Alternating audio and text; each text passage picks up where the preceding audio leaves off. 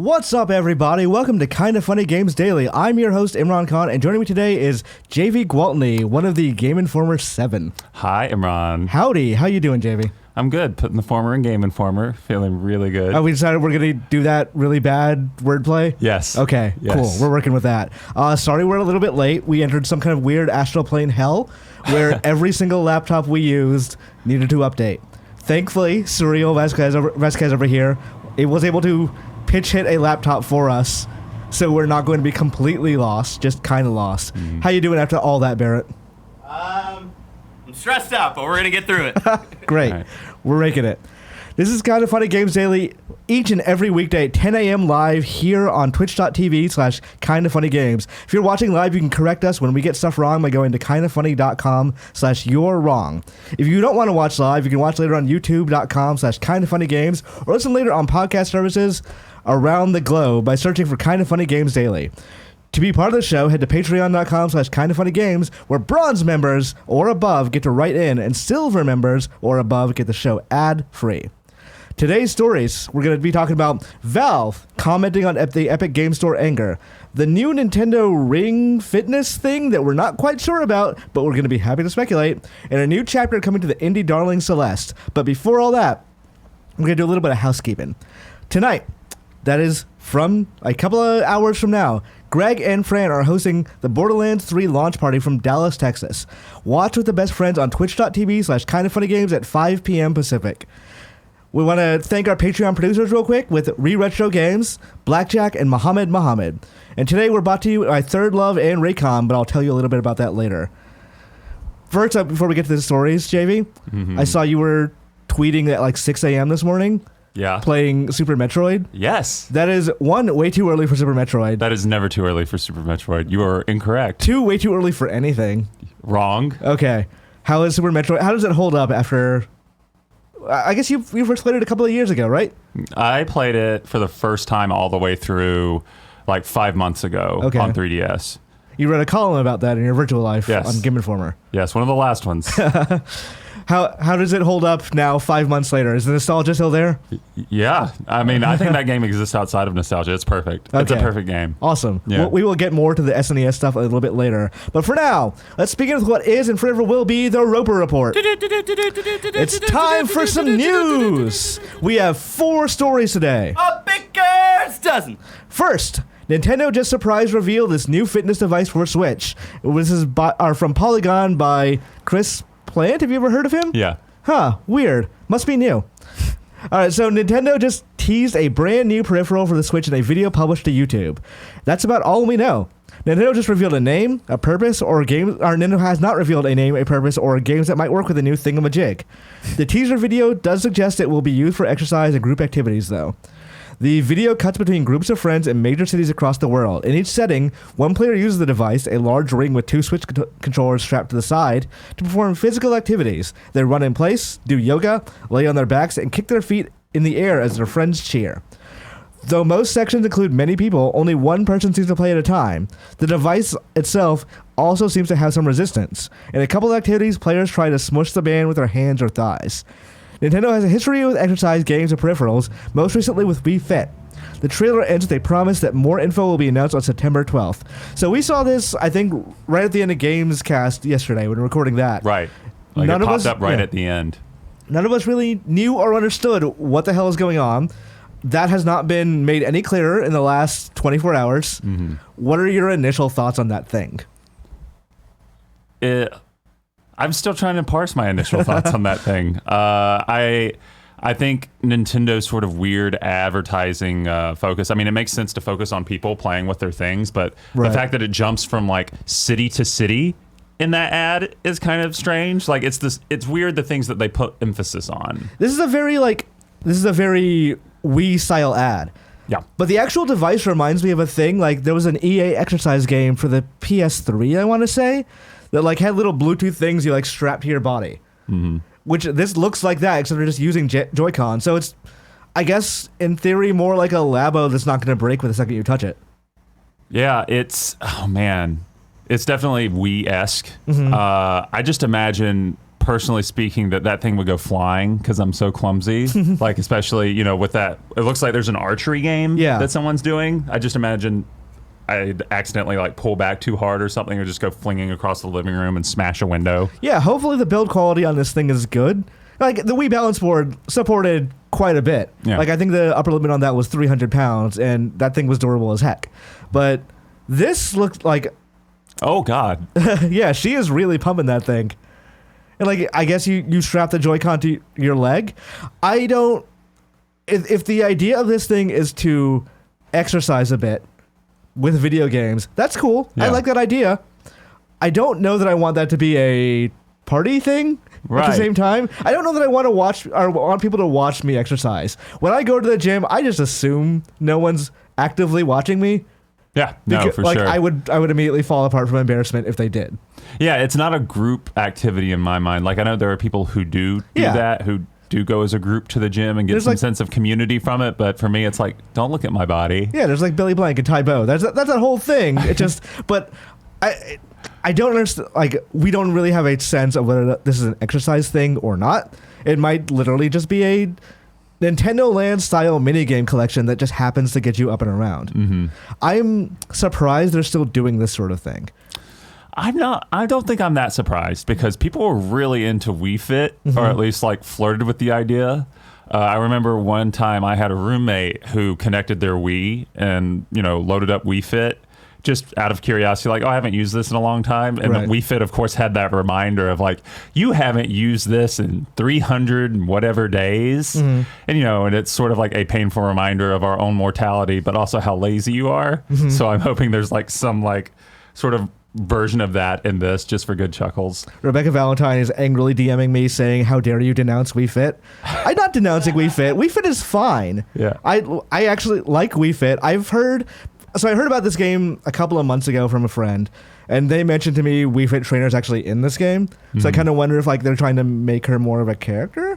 Like after the Smash Brothers inclusion. Yeah. Yeah, that makes sense. But I know a little bit about this, but Nintendo's going to do their full reveal on September 12th. I am counting down the days until September 12th so I can know more about this strange device. It's interesting, though, because Labo failed commercially. It failed. Oh, I didn't know that. Like, it didn't do it. I think they suspected a Wii-style success, but it definitely was not that. So, and also, that thing takes up so much space on store shelves that how do you convince stores to keep stocking these things that aren't selling well? Yeah. So, we'll see how this thing is. Maybe it's going to be that actual huge breakout success. Suriel, who's on the shock mic over there, was this the thing you'd be using?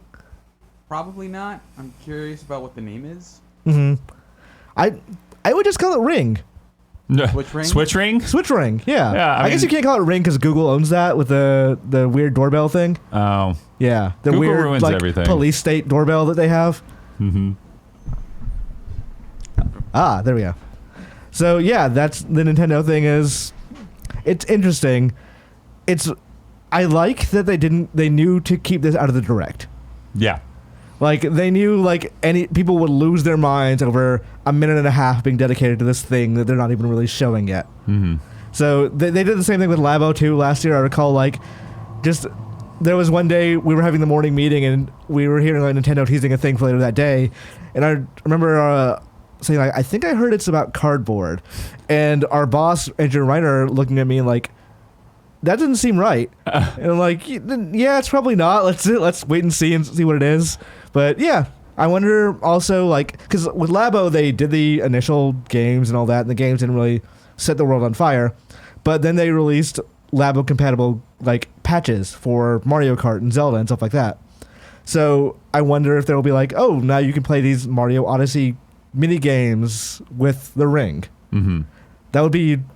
I would be interested in that to see what they do. Yeah. But, like, if there were Mario and Sonic would be a great, like, side game for this thing. Mm-hmm. Like, do the track and field thing with this ring or this thing attached to you. Yeah, I'm curious because it feels like whenever there are peripherals like this, you get like obviously it seems like there's going to be like a Wii Fit sort of thing that's going to be the focus for it. But typically there's like one or two games, and then there isn't really anything else for the peripheral except maybe like an extra mode.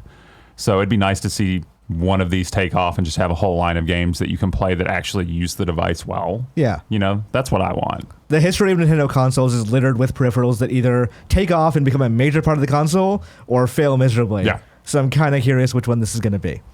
All right. Let's move on a little bit to... This is a bit of a self-indulgent one. Yeah. Celeste Chapter 9 free DLC being released this month is coming to us from IGN by Hope Corrigan. Celeste, and Hope is very correct in this next parenthetical, one of the best platformers of this generation, will be getting its Chapter 9 farewell free DLC in just a few days. A blog post on Extremely OK Games website explains Celeste will be sent off with its free chapter, will be available for everyone to download who owns the game. This Chapter 9 free farewell DLC will be available on all platforms on September 9th, though the Xbox One version may see a slight delay.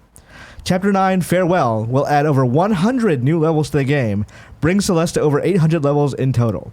These levels will also come with new music, hell yeah, and mechanics that can be unlocked by completing Chapter 8. For everyone who has supported Celeste, the blog also mentions the change to the development team. Thanks to the commercial success of Celeste, the game now has an official office the team now has an official office in Vancouver, and has been able to bring the team all over to work together in person. Matt Makes Games, which is previously headed by Matt Thorson, the creator of the game, will now be known as the previously mentioned Extremely OK Games, or EXOK, to commemorate the expansion.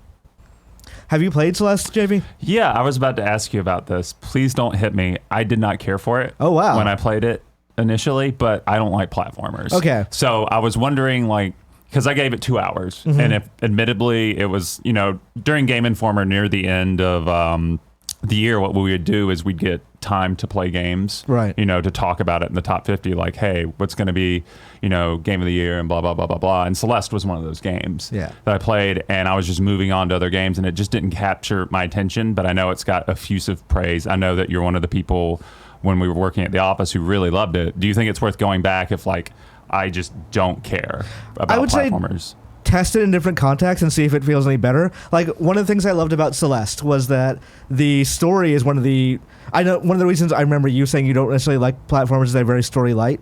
That Celeste story is a very interesting take on how anxiety can affect somebody. Okay. So it personally resonated for me.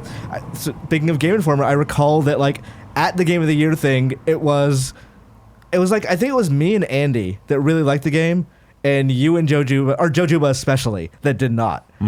So there was that big argument during the Game of the Year thing of no, actually I think this game is great, and Joe was kind of, as you do during Game of the Year stuff, you take some of the best games and you shit on them. Yeah. Because you're saying the worst things about these fantastic games because you have to. You're making it on a top 50 list. Yeah. So I was aghast that Joe was saying all these amazing things or terrible things about this amazing game, but I think 2 hours is enough time to figure out if you like it. But like we discussed yesterday in the Gamescast, context for this sort of stuff matters. So if it does, I would check in again, see if the anxiety stuff maybe appeals to you a little bit better these days, or after things have happened. After some unpleasantness, and see if that helps. Just to cut in real quick, Celeste whips, so I was also one of the people defending. Yeah, Surreal was also on our side. All right. So I am the person who is wrong in the room. Yes. Okay. Very clearly. Fucking wrong. All right. Yeah, but Celeste is a fantastic game. That one of the things I love about that game is that you don't have to be good at it. If you want to just see the story, or even just make it a little bit easier for yourself, the accessibility options in that title are amazing. Okay. That you can just be I want to jump a little bit more. I want to, slow down time with this here.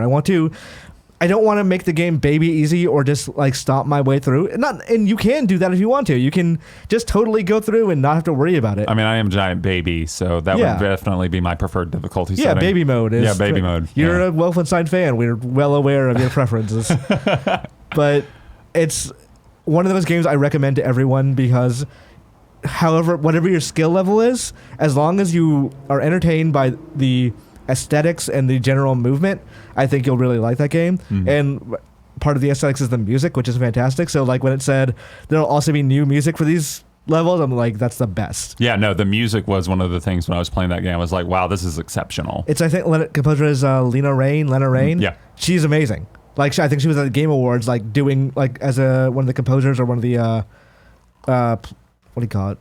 Players or instrument players. I'm sure I like a very obvious word there, but I would highly suggest if you don't own Celeste, I would give Celeste a shot because it is legitimately one of the best games of last year. Mm-hmm. That and Oberdin. Yeah, Oberdin. All right, moving on. Yakuza Like a Dragon live gameplay and Yakuza Online second part news. We don't care about that as much. But broadcast is set for September 13th. This is from Camacho by Sal Romano. Sega will host a Yakuza special at Tokyo Game Show 2019. Yakuza Like a Dragon live gameplay. The live stream will be on September 13th at 21 hours in JST time. You'll also be able to watch it on YouTube.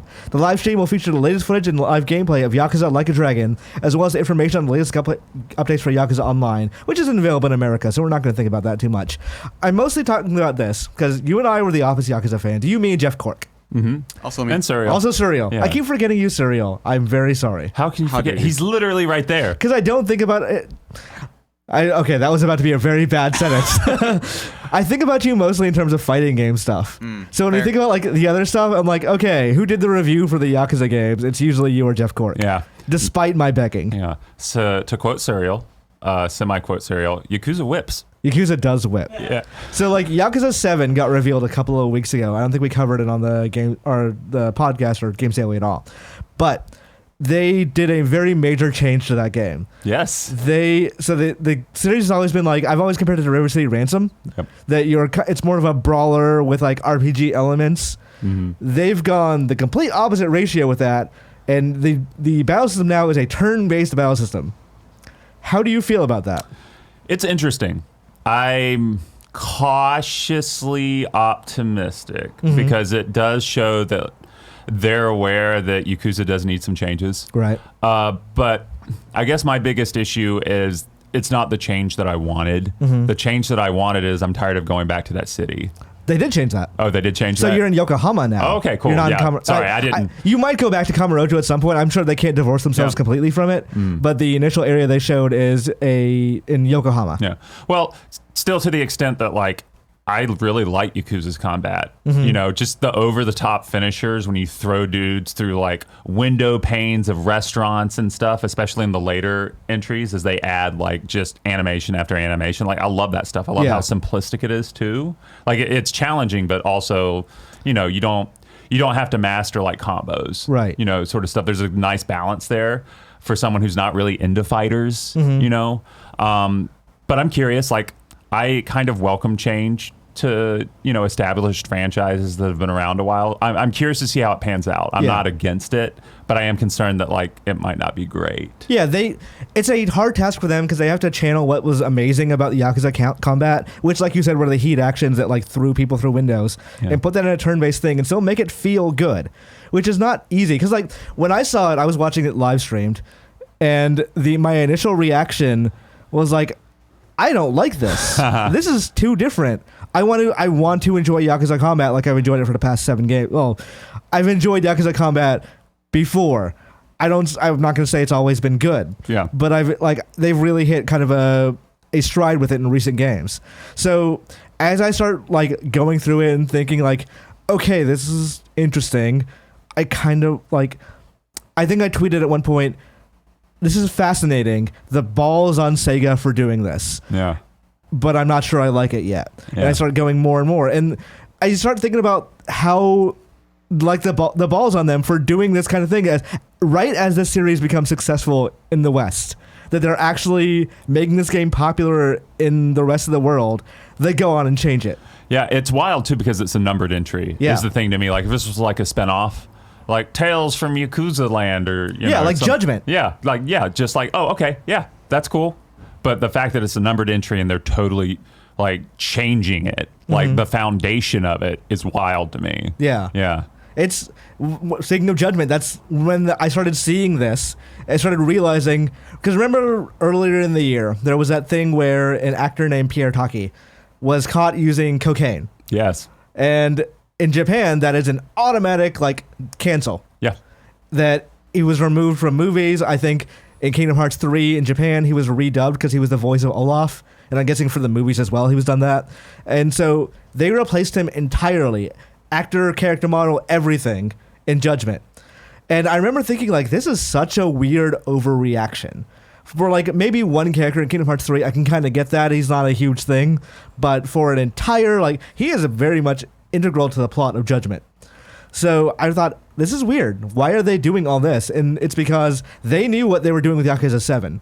They are massively changing up that game from its action game style. Thus, they needed Judgment, which coexists alongside Yakuza 7 and still has that action gameplay style, to be a success. Because if it wasn't, then their entire plan fails. Yeah. So they had to massively overreact to try and course correct. So a lot of pieces fell into place.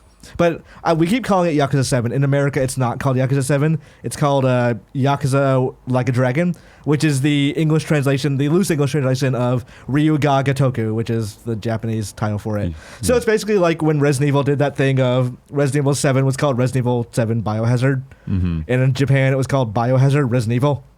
So I love the idea of doing that, but you can only do that once. You can't do that again. I like...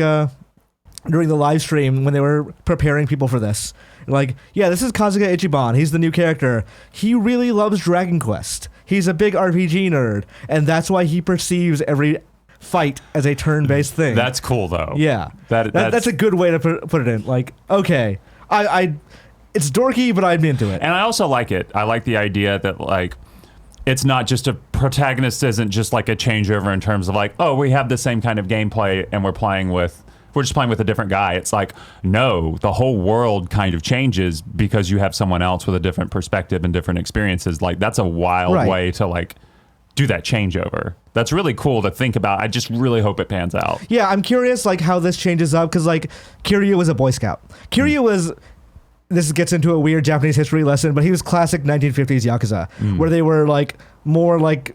They still took money from people for protection, but they were more like community helpers. Yeah. Which made those like side stories make sense. Because somebody like that would go help people. From what we've seen of Ichiban, he doesn't seem like that kind of guy. He seems like a good guy, but not necessarily like, I'm here to help my community. He seems trashier than Kiryu. I'm all about it. Yeah. Yeah, he seems a bit dirtier. One of the things when they initially revealed his design... I know it was 2 years ago because it was the first story I wrote about for Game Informer, period. So the games are teased to reveal outlasted my entire job, which is hilarious. But when they showed his design, he's inverted colors from Kiryu, because Kiryu wore the white clothes and the red shirt. Yeah. Ichiban does the opposite.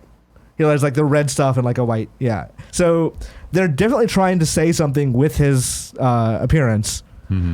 My favorite thing about this turn-based thing, though, is a couple of months ago for April Fools. Yep. I don't remember if I wrote about it for Game Informer or not, but I remember noting it mentally. Sega's April Fool's joke was like, we're showing you some in-development Yakuza 7 stuff. It was a turn-based battle system that looked like Persona. You know, it's like, haha, that's hilarious. They're showing it as if it was a turn-based game, but obviously that's not Yakuza. Then people are like, oh, they're not going to waste that stuff, so maybe it'll be a side mode like the gang stuff in Yakuza 6. No, they were actually just straight up showing the battle system. Yeah, no, I remember that day. We had a conversation about that where we were both like, this has got to be a joke, right? And that was the consensus we came to, was like, this is probably a joke. Yeah. Yeah. Lo and behold, we were wrong. Joke's on you. Yeah. We were the idiots. Yeah, we got April Fooled. Yeah. Really well. On a number of levels. Yes, yeah. Like, that is the best meta April Fool's joke I can remember.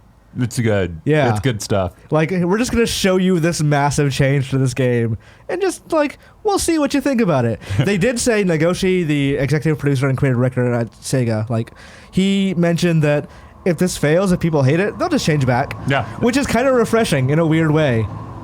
Yeah, no, I bet for people, that does bring me a little bit of, like, comfort to think about, like, oh, if I absolutely hate this, then, there's a fair possibility that the next one will just go back to what I love. But, I'm not against change. I just hope it pans out. Yeah. I really want, like, all those ideas sound cool on paper, but I also don't like turn-based JRPG battles generally, but I guess we'll see. What would you say your favorite JRPG battle system is? The one in Chrono Trigger. Chrono Trigger's is good, yeah.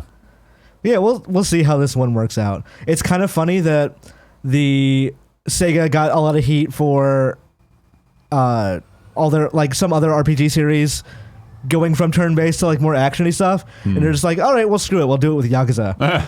Like, Sega is a very experimental company, and as much as they fall down on a lot of things they should be doing, I appreciate how much they're willing to just flip the table. Yeah, no, for sure. It's a breath of fresh air. It feels like compared to like a bunch of other companies. They're like, yeah, let's do something new. Let's take a risk. Yeah. You know, you can't say that a lot, I feel like, especially for like Western companies, you know?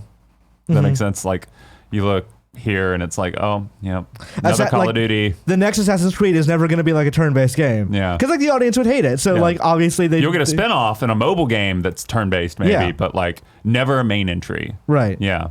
And like it's interesting to see what Japanese developers are doing these days, especially in a scenario like we said, the series is finally successful in the West. They're just going like, fuck it, we're going to change it. And like we talked a little bit about Gamescast yesterday about Final Fantasy VIII being a weird thing because it was a deconstruction after they were tired of making 7 Final Fantasies that were very similar. And just being like, all right, what if we just change everything? And it was weird to people who just got into the series because like they did a deconstruction immediately. So I'm curious how the West is going to react to this Yakuza. Yeah. No, it'll be fascinating to watch, you know, the reaction as well as like playing the game as a longtime Yakuza fan. Yeah. Like, okay, I think I can get the hang with this, or just totally reject it and put it down. You know, I'm fascinated. I'm very curious. Did you buy the remasters that came out on PS3 recently or PS4? No, because things happened. Yeah. Yeah, it's just what are games? That happened the day we were laid off, and I was like, there was a time I was thinking like, should I just get this as like to make myself feel better?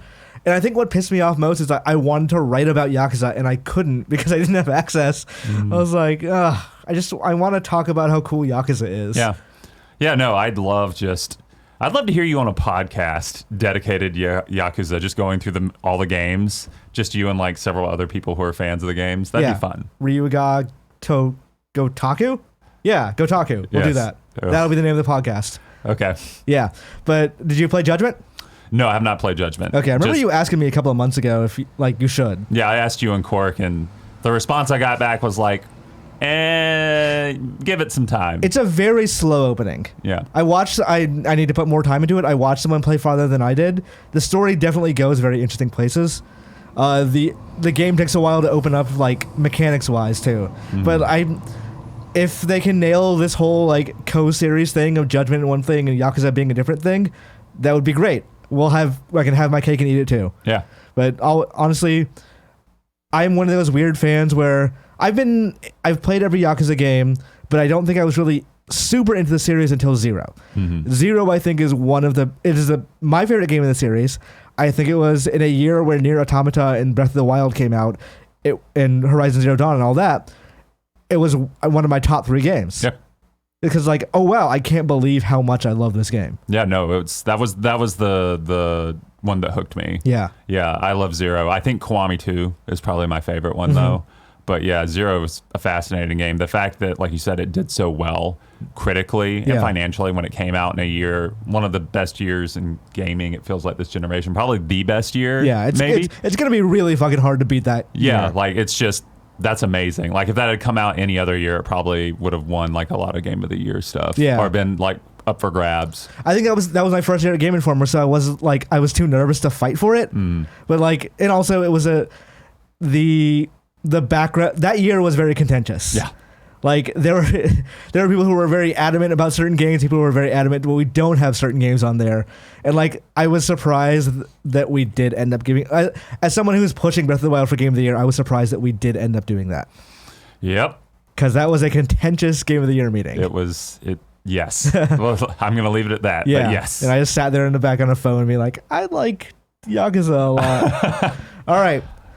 Moving on. Valve kept quiet on Epic exclusives following the Metro Exodus backlash. This is from GamesIndustry.biz by Matthew Handrahan. Valve is keeping quiet on the issue of Epic Games Store exclusives after a statement on 4A Games' Metro Exodus inadvertently incited a consumer backlash. Metro Exodus was announced as an Epic exclusive at the start of the year, despite having already been available for pre-order on Steam.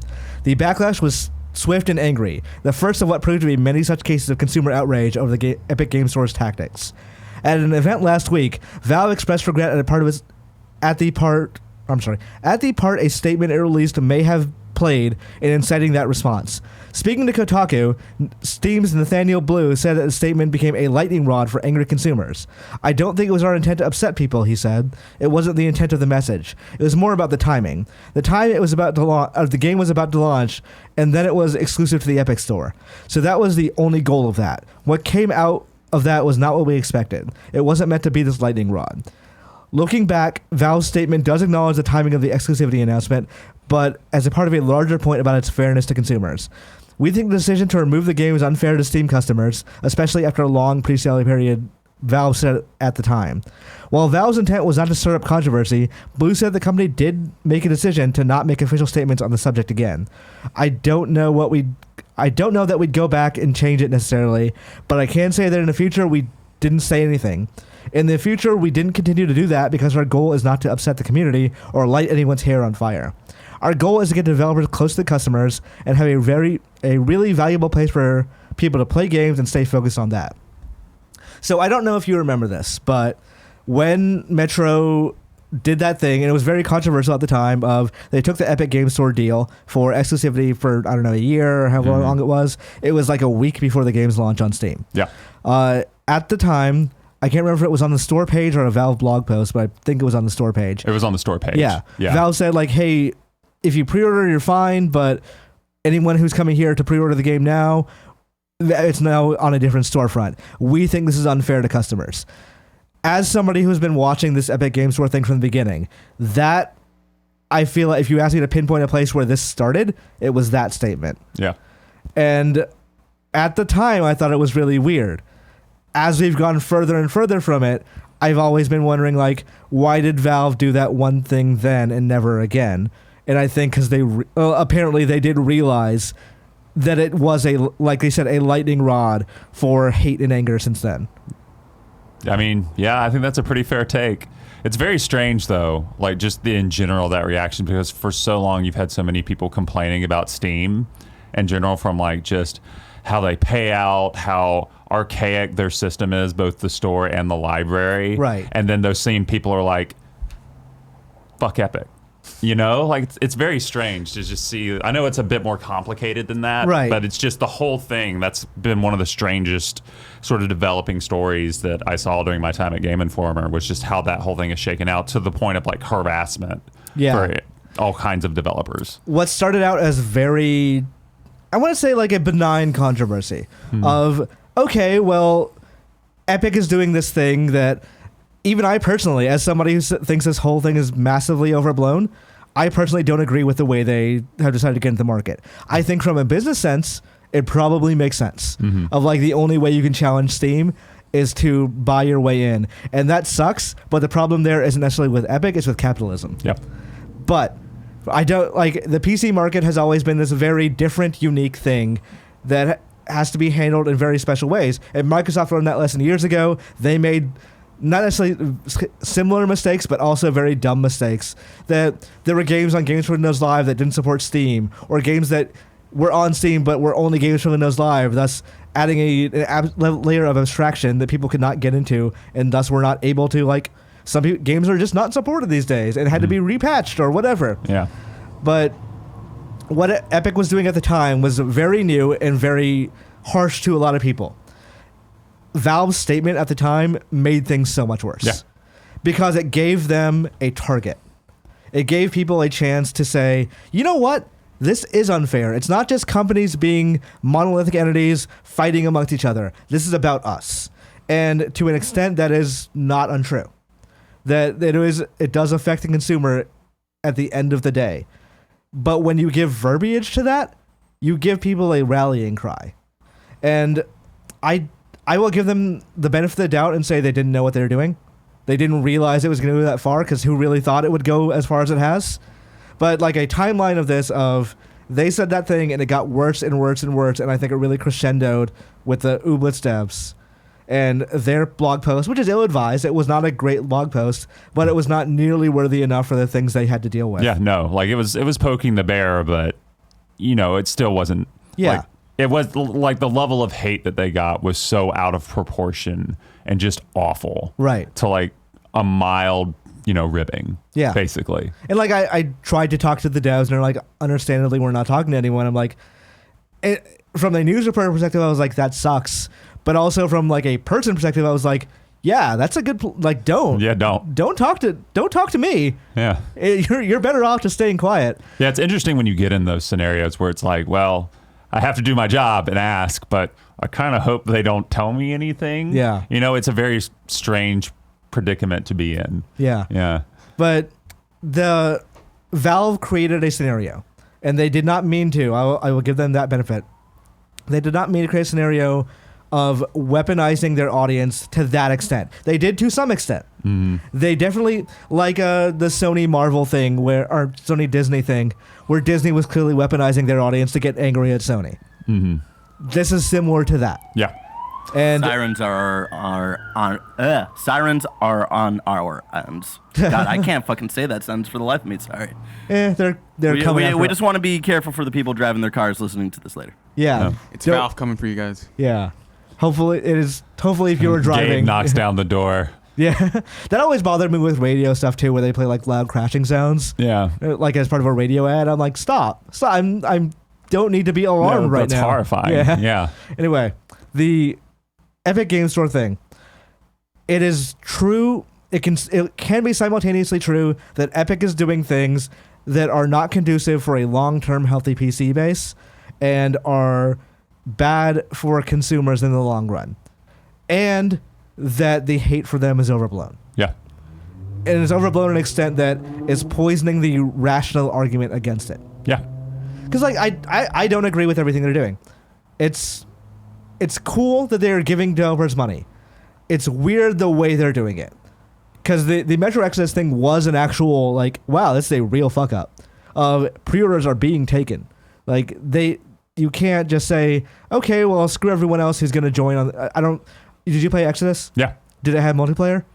No, it did not. Okay. So, like, in a situation where a game had multiplayer, that would actually be a bad thing. Borderlands is a good example. If that game had taken pre-orders on Steam and then went Epic Games Store exclusive, that would have been a huge problem because you'd have already like, oh, well, I committed to Steam. Yeah. And then there's other issues with Epic Games Store, like the localized wallets and stuff like that. Like, legitimately, for some people, they cannot buy the game because they don't have the right currency for it, or it's going to cost them more, and that sucks. So those are all issues that are rational and good to point out. But the idea of the emotional argument against Epic, that they are ruining a space that belonged to, that was a much more free form, doesn't make sense because that wasn't Steam. Yeah. Steam loves to put on this like libertarian ass air of we just whatever, do what you want. And at the same time, I saw a story on Ars Technica this morning that I didn't put in the thing, but Steam's thing about their moderation policies on adult games are still cloudy and unclear because their only moderation policies are we're removing things that are illegal or straight up trolling, and no one knows what that means. Yeah. Steam has always been, we'll let you do what you want up till we feel like taking a chance on or problem with it. Yeah, and, no, it's very strange. Like they keep it deliberately vague. Yeah. Yeah. So they can just remove anything and they don't have to adhere to rules. Right. And like I've always had that problem with Valve of either curate or don't. Like if you want to be this Mad Max style dystopia, go for it. Like it'll be interesting to see what happens. Mm-hmm. But it's not this open field everyone thinks it is that has been PC gamers and Gabe Newell dancing hand in hand for the last 6 years. Steam, ask a lot of indie developers, ask a lot of AAA developers. Steam has kind of sucked for a lot of people. Yeah, no, like a lot of developers that I've talked to have often complained about the cut. Yeah. The cut from Steam sucks.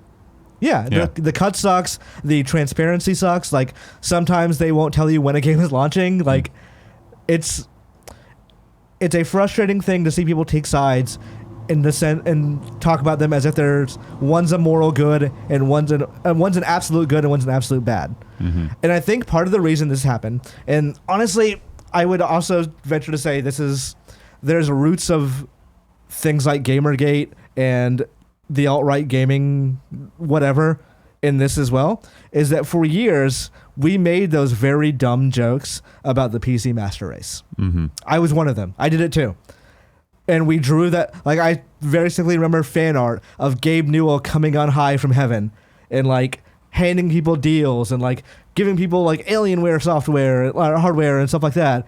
It's like, okay, we did a big thing where we deified a person and a brand that does not care about us.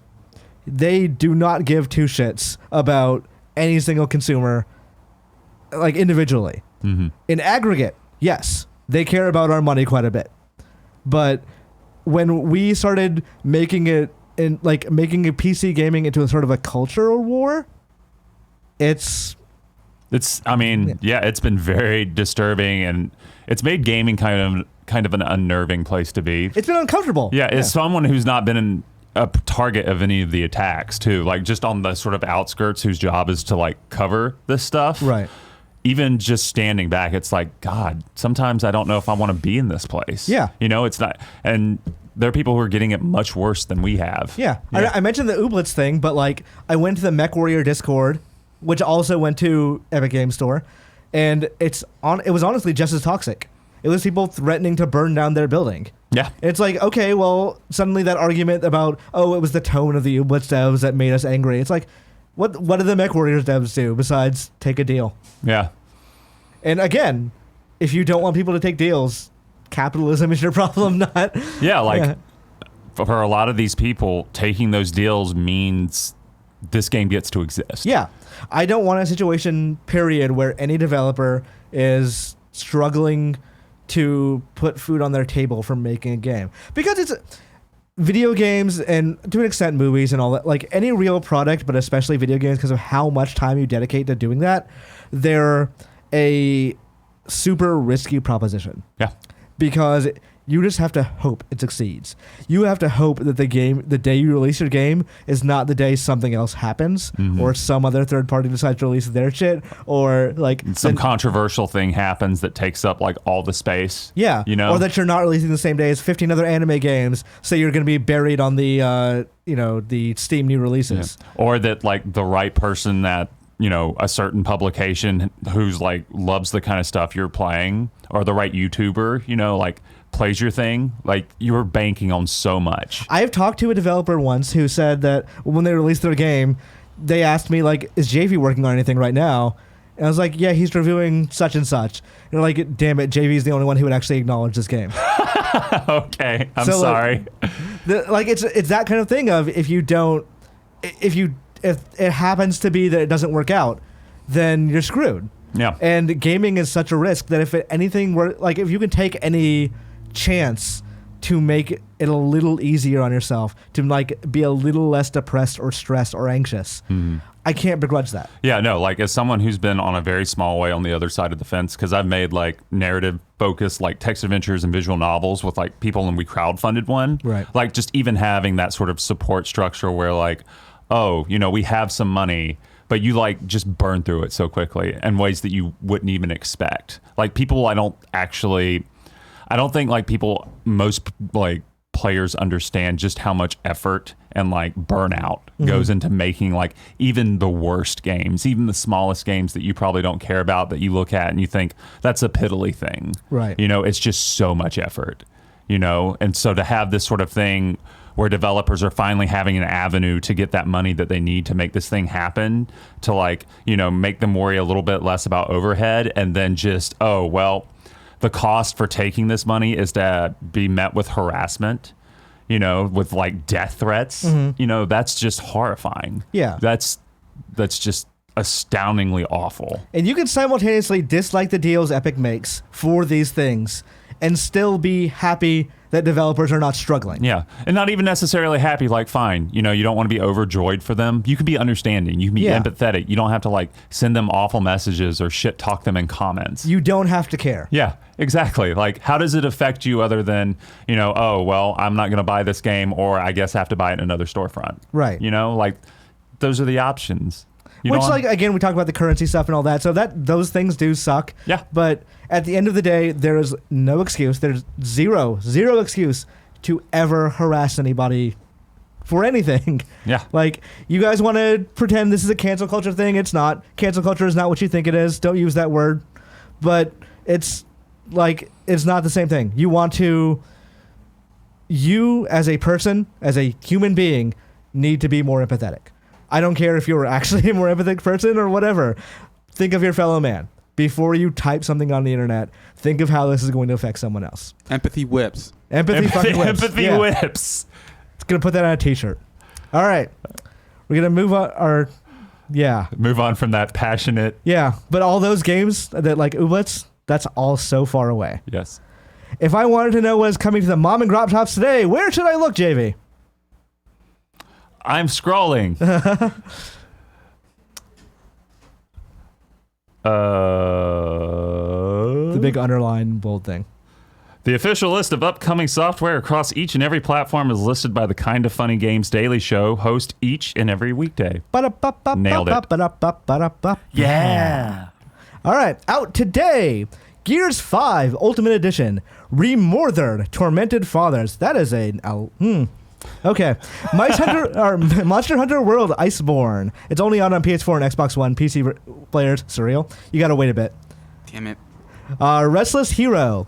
Falcon Age is out on PC. Creature in the Well is out on Xbox One, Switch, and PC. Which Serial just reviewed for Fanbyte. He did.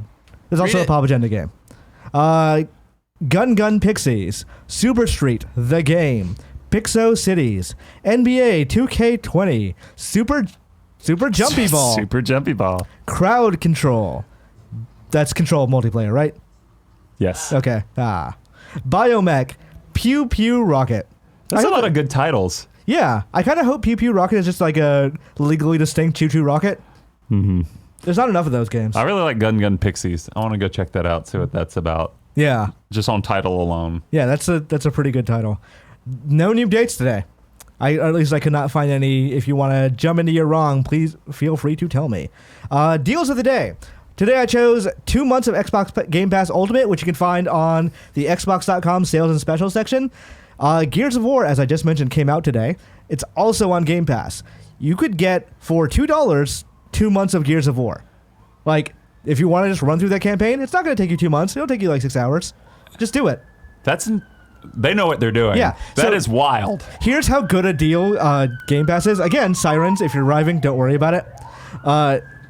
The Game Pass is, I was just sitting on my couch the other day. I wanted to play a video game, didn't know what to play.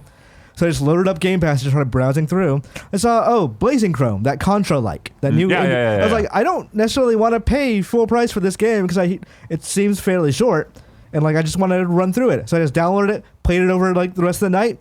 Fantastic. I love that game. But I'm not sure I would have loved it if I paid full fucking price for it. Yeah. So like just being able to just go like on demand of, this is cool. I just want to browse and get this one thing. Game Pass, great deal. Yeah, no, I did that with Void Bastards recently. Yeah. It just like totally paid for the price of that Xbox Pass. Yeah. It was just like playing through that game over a week.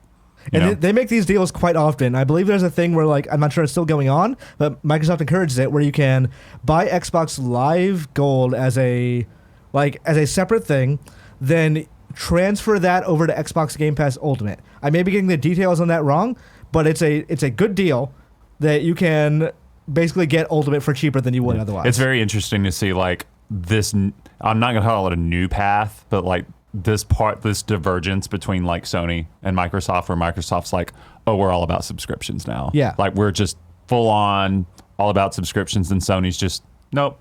So I bet Sony doesn't do this by beginning of next gen, but by middle of next gen, they do something similar. Yeah. Oh yeah. It's just interesting that Xbox is like, this is what we're going to focus on right now. Yeah. They've always been about subscription numbers. Yeah. And now is a natural endpoint for that. Yeah, because they've never like actually really reported sales, right? It's always been like... They used to, but this generation they changed to MAUs, monthly activations.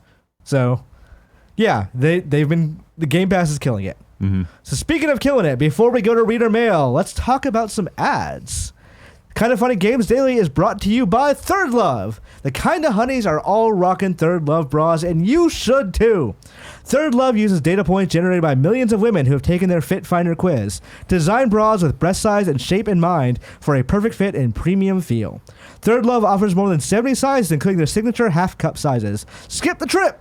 Find your fit with Thirdlove's online fit finder. Order and then try on at home. No more awkward fitting room experiences. Every customer has 60 days to wear, wash, and put it to the test. And if you don't love it, return it, and Thirdlove will wash it and donate to a woman in need. Our team of expert fit stylists are dedicated to helping you find your perfect fit. Fit stylists are available every day to help via text, chat, or phone. Returns and exchanges are also free and easy. Hands down the most comfortable bra you'll ever own. Straps that won't slip and tagless labels, no itching. Lightweight, super thin memory foam cups mold to your shape and are proprietary to Thirdlove. Thirdlove knows there's a perfect bra for everyone. So right now they're offering our listeners 15% off your first order. 15% off your first order. Go to thirdlove.com/games now to find your perfect fitting bra. Get 15% off your first purchase. That's thirdlove.com/GAMES for 15% off today. We're also brought to you by Raycon. It's 2019. Everyone needs a pair of wireless earbuds. But before you go dropping hundreds of dollars on a pair, you need to check out the wireless earbuds from Raycon. You already know Raycon earbuds start at about half the price of any other premium wireless earbuds. But did you know they sound just as amazing? The latest model is their best one yet. With 6 hours of playtime, seamless Bluetooth pairing, more bass, and a more compact design that gives you a nice noise-isolating fit. Raycon's wireless earbuds are so comfortable, they're perfect for on-the-go listening and taking phone calls. Cool Greg's been rocking them, and he loves them. In fact, he gave them the Cool Greg hand gesture seal of approval. Unlike some of your other wireless options, Raycon earbuds are both stylish and discreet, with no dangling wires or stems. You've heard me talk about how the company was founded by Ray J, and celebrities like Snoop Dogg, Brandy, and Melissa Etheridge are obsessed with Raycon. Pick up a pair and see what the hype is all about. Now's the time to get the latest and greatest from Raycon. Get 15% off your order at buyraycon.com/KFgames. That's buyraycon.com/KFgames for 15% off Raycon wireless earbuds. buyraycon.com/KFGAMES. Reader mail, JV. Reader mail. Let's start with the Virtual Boy. Ooh. Not the user, the Virtual Boy, not the actual Virtual Boy. I have a friend that's been collecting Virtual Boy games for like however long. I thought you were just going to say Virtual Boys, and I was like, how does he have that much So space? I don't know for a fact if he actually has a Virtual Boy. I know he has never used it. He's been like, I never play these games. I just want to have the collection. It seems doable. Well, that's the rationale. That's the rationale. Doable. Yeah, it's doable to have a full collection of the game. Guinness Book of World Records biggest Virtual Boy collection. I mean, I suppose at some point, because it was like 30 games. Yeah. Yeah, so you get Waterworld and you're halfway done. Yep. All right. The Virtual Boy says, what's up, Imran and Javy? Business Insider reports that along with the announcements made during Nintendo's recent Direct, there was some other less well-advertised changes coming to Nintendo's NES and SNES services. Instead of the previous monthly schedule, we now have no set schedule at all. New games will come just as they do. Maybe it'll be 1 week at a time. Maybe it'll be 6 months. We don't know anymore. I highly doubt, however, the pace will increase in lieu of them no longer promising a monthly schedule. What do you guys make of this? It seems somewhat shady to me to make this sort of change and keep it out of the Direct. In addition, this seems like an odd change to make, seeing as besides the ability to play online, the NES and SNES games are the main selling point of Nintendo's service. Not to mention, this news comes with no reassurance that efforts will be placed elsewhere, like better online infrastructure and features. Thanks. So Nintendo's online stuff has always been a zero-sum game. It's always been like, okay, well, we're going to improve this, but we all suspect the price would go up. But instead of the price going up, they're changing something else. They're making it so their virtual console is not going to be as on track as it has been the past 12 months. Right.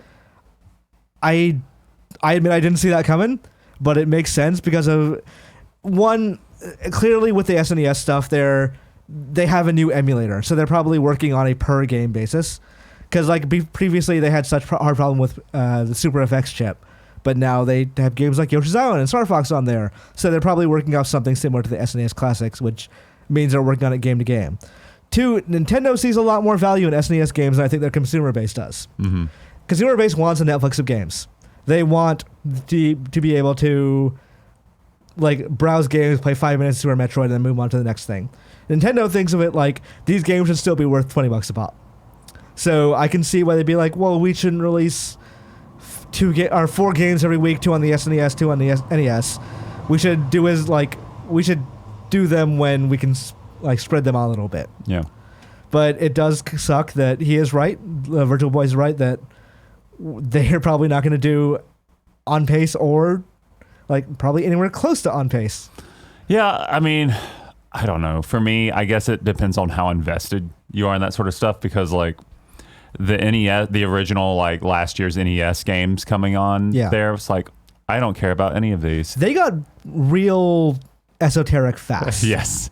But so the idea that, and maybe this is just me, but like trading that sort of schedule for like, here's a huge drop of some of the greatest games ever made, including Super Metroid. Yeah. The perfect game. Yes. I'm fine with that. Like, yeah, I'll take that and A Link to the Past, Star Fox, all that stuff. And, you know, if you don't give me more Super Nintendo games for a year, I'm not going to lose my shit over it, you know, because there's so many good games there. Yeah. You know, so I'm kind of apathetic about it. That said, if you are like a hardcore, you know, sort of person who's into the esoteric stuff, I could understand why that could be frustrating. It doesn't bother me.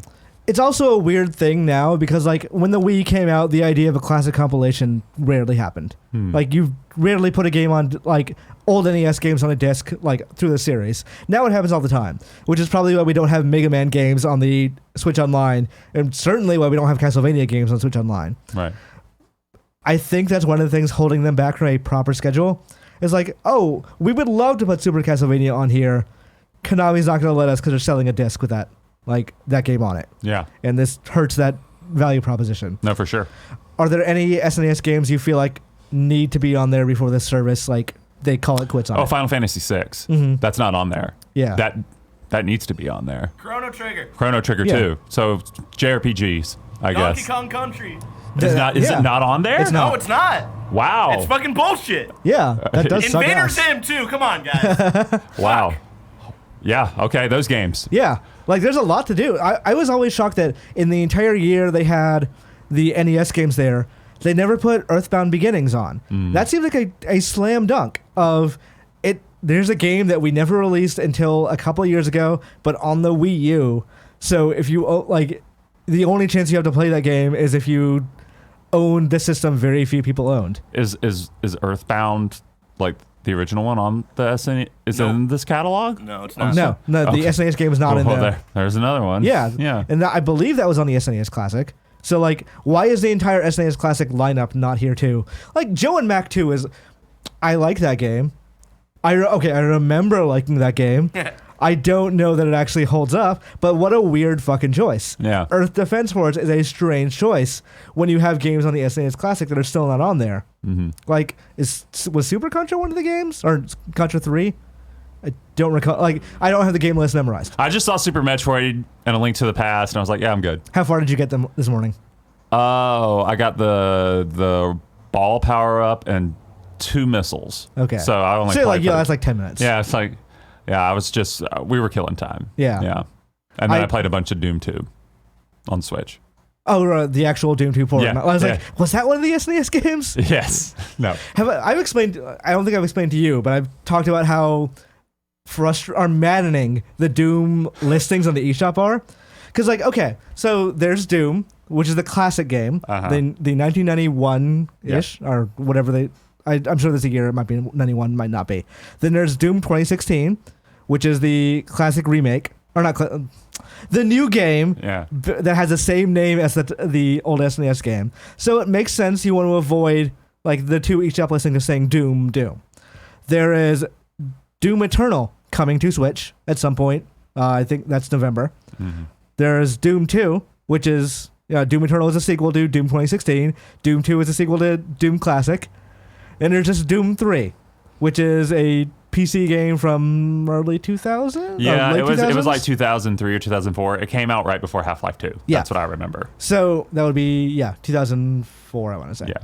But, so on the eShop, they have it as Doom, brackets, 1991, Doom 2, brackets, classic, Doom 3, just Doom 3, Doom Eternal.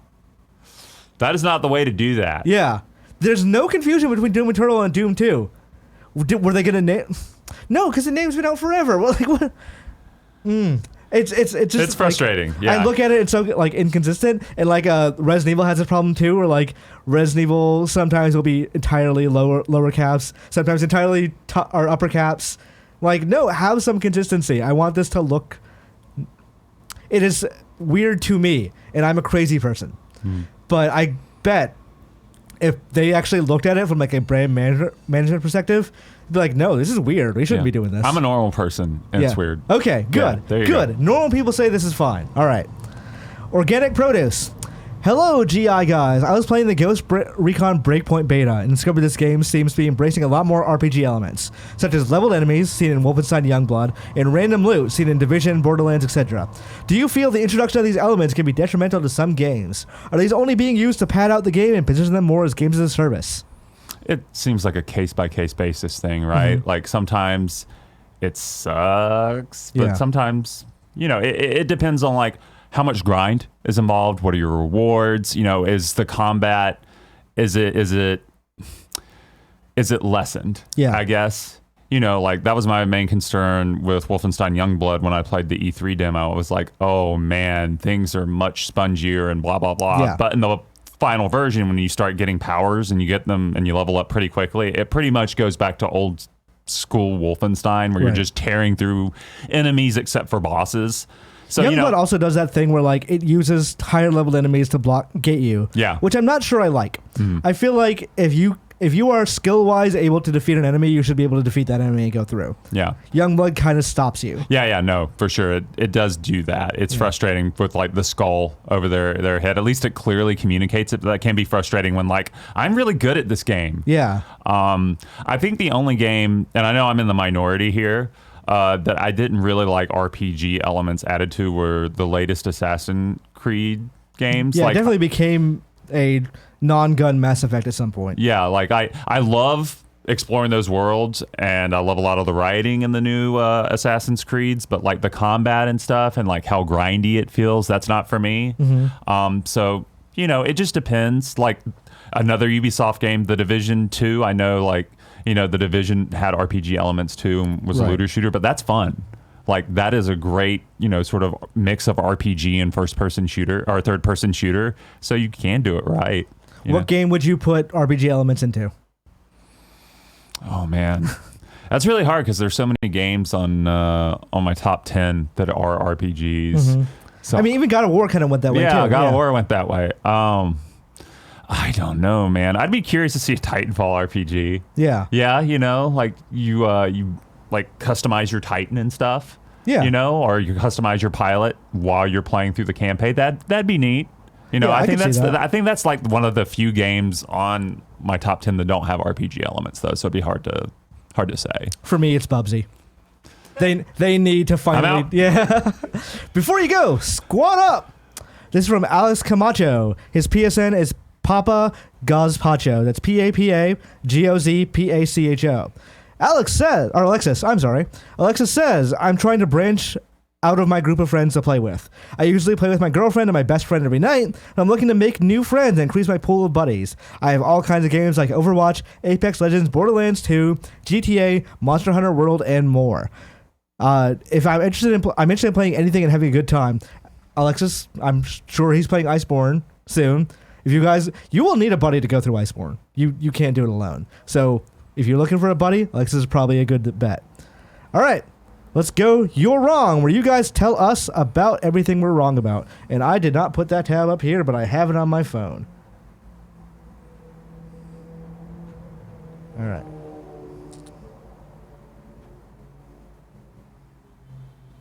I'm trying to see.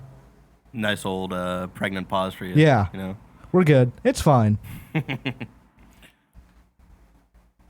Contra 3 is not on the SNES. There's the full list. That's a decent number of games. 2004 for Doom. That's not me being wrong. It's me being right. Damn.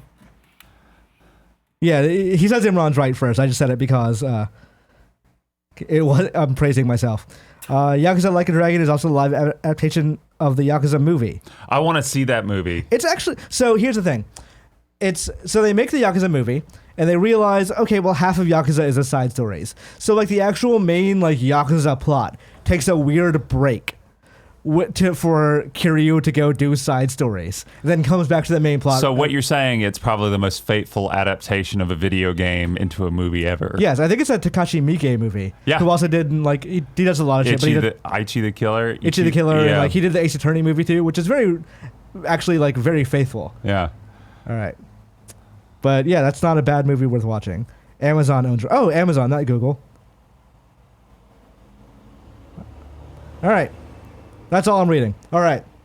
Was it a novel that we were wrong about? No, it's that's all I'm reading because the rest of it's not just new news and not us being wrong, because we're not. We're never wrong except for those things I just said. All right.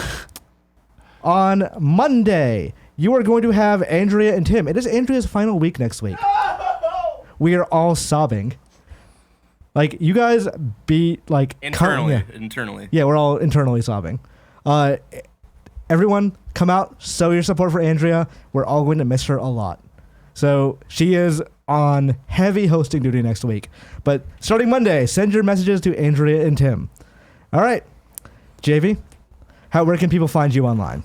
People can find me at IV_Javy on Twitter or at javygwaltney.net if they want to see my portfolio and stuff. I'm for hire. Hire me. And you made a game. Don't say that game name. Oh, I made a game, a visual novel called Distress. It's inspired by Resident Evil and Mass Effect and stuff. So if you're really making tough decisions and hard choices, Always. Yeah. Yeah. I made a game in 2014 that people seem to really like, inspired by Alien. It's a text adventure called Terror Aboard the Speedwell. That one's free. You can find it on itch.io and online, and you can go play that.